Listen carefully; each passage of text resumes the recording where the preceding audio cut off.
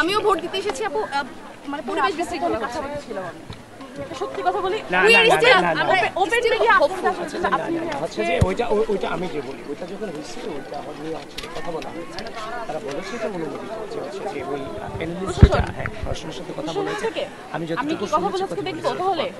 আমি যতটুকু শুনেছি যেখানে নিষেধাজ্ঞা করা হয়েছে সেখানে দেওয়া হচ্ছে, কিন্তু ভাইয়া এটা আজকে তো ভাইয়া এই প্রচারণা সম্পূর্ণ কালকে থেকে চলছে না আপু কোথাও। আমি যতটুকু দেখছি এখানে কেউ ভোট কেন্দ্রের 100 ফিটের মধ্যে হচ্ছে ভোট চাওয়া দিচ্ছে, যেটা কি কিন্তু কার্জন থেকে শুরু করে এই যে শিক্ষার্থীরা লাইন করে দাঁড়িয়ে আছে সেখান পর্যন্ত কার্ড দেওয়া হচ্ছে ভাই।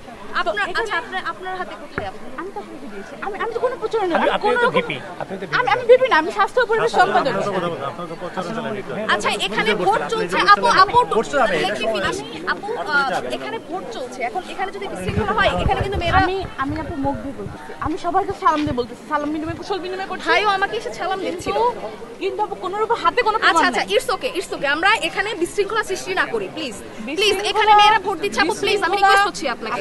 এখানে এই যে এত না প্লিজ আপু, এটা সৃষ্টি না, আমার ঠান্ডা মাথায় কথা। ঠিক আছে এটা হচ্ছে এখানে কেউ প্রচারণা চালাচ্ছে না। আমি আচরণবিধি লঙ্ঘন কিনা 100 ফিটের মধ্যে ভোট, হ্যাঁ অবশ্যই আচরণবিধি লঙ্ঘন, কিন্তু 100 ফিটের আমি অন্তত কাউকে দেখছি না যে ডিরেক্টলি কেউ বলছে আমাকে ভোট দিতে। ভোট চাচ্ছে অনেককে দিচ্ছি যে লাইনে দাঁড়িয়ে ভোট চাচ্ছে। আচ্ছা আমি মাত্র আসলাম ভোট দিতে, আমরা কেবলই দেখলাম আচ্ছা যে ধরে আমরা এটা শেষ করি আপু প্লিজ। আপনি সুফিয়া কামাল হলেন না? জি আপু আমি সুফিয়া কামাল হল থেকে।